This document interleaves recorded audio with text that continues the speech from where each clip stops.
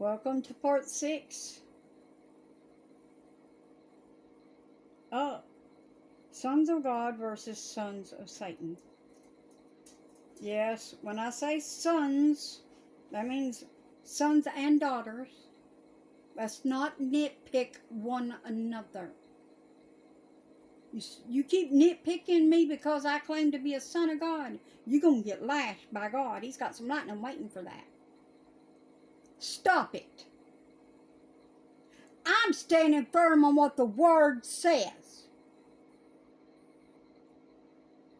Whether you like it or not.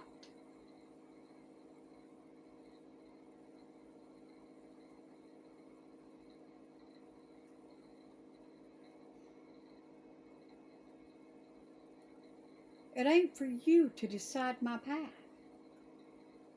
It's for God to.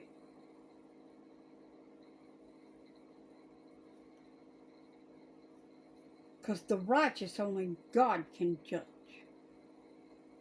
Now, I was saying to you in the last video, when I got interrupted, when the Spirit of truth comes into you, it makes a change on the inside that is so vastly strong and illuminating that it whoosh goes out to the outside. That which is inward will be reflected outwardly. Women, you won't desire to cut your hair. You won't desire to pierce your ears.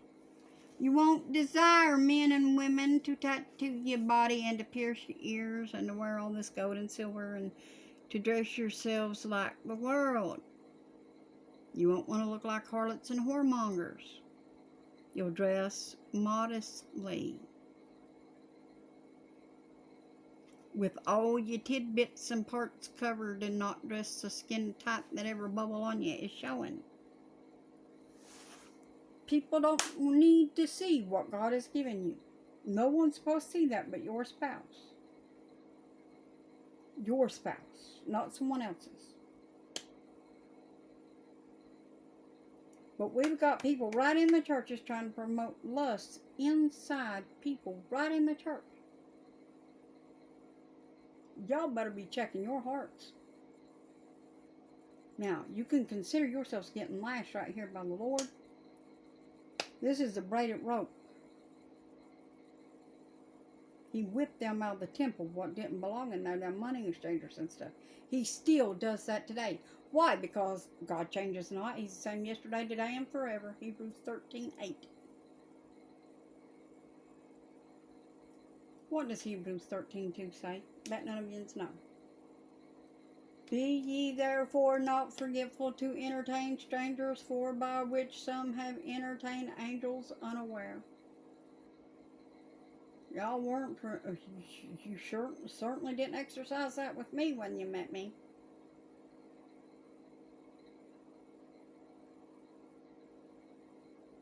I am God's Michael.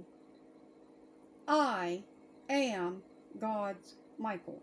That is my forever name. You cannot change that. That is the name God gave me. No one has the authority to change that. That is my forever name. That is the name in my white stone. Like it or not.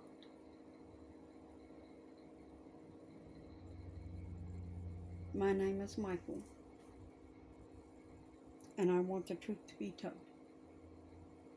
I am Michael. You may think, well, you don't act like Michael. How you know? You don't even know nothing about Michael. You don't know me. You don't know me. And you don't know Michael. There's very little recorded about Michael in the Word, if you've read. But Michael does stand to fight. Are you standing to fight? No, you haven't been standing to fight. You're just sitting there cowering in the corner because you're afraid of everything. But if you had been made perfect in love, you wouldn't be afraid of everything, because you would know that Jesus has you if you truly trusted Him. Why? Because Nahum 1:7 says, The Lord is good. A stronghold.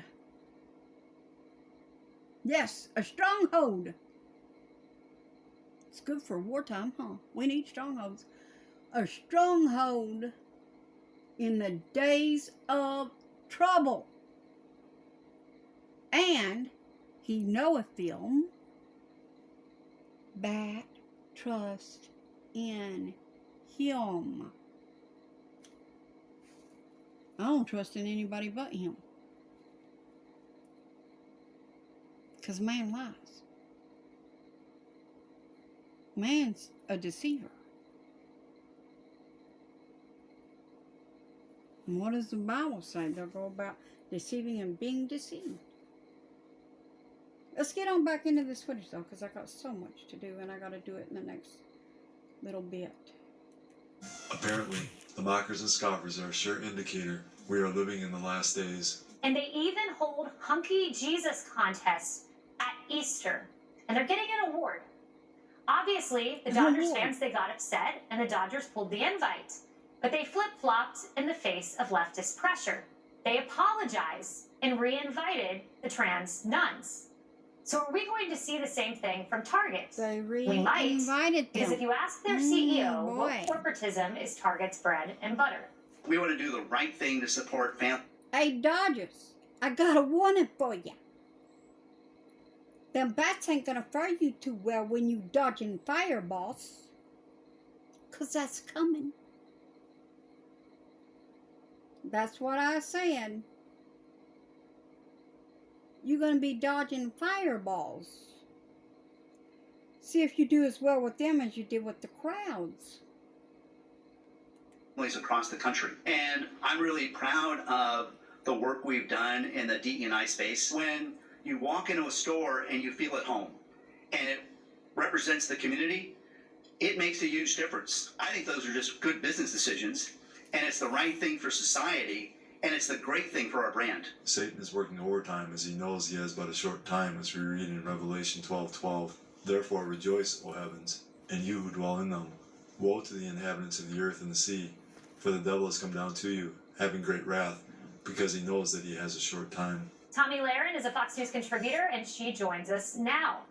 Tommy, who at Target thought it was a good idea, and they've since pulled the clothing, thought it was a good idea to put a Satanist clothing line in their store? I guess they think that we're stupid and we wouldn't figure this out, but I'll tell you, Kaylee, you know I'm here in Nashville, Tennessee, and I can confirm that my local Target has moved all this Pride paraphernalia to the back of the store, whereas last week it was prominently displayed in the front of the store. Conservatives are making a difference, right? For so long, a fraction of a minority of the population has been allowed to run roughshod over the rest of us, and conservatives and Christians have had to sit back and nod our heads and not say anything. But ever since we were able to really tank Bud Light by about 30%, we have realized the conservative power as consumers, and we are taking that and we are running with it. This isn't about being anti-gay or anti-trans. This is about standing up and making sure that families and children can go into a family shopping place like Target once was and not be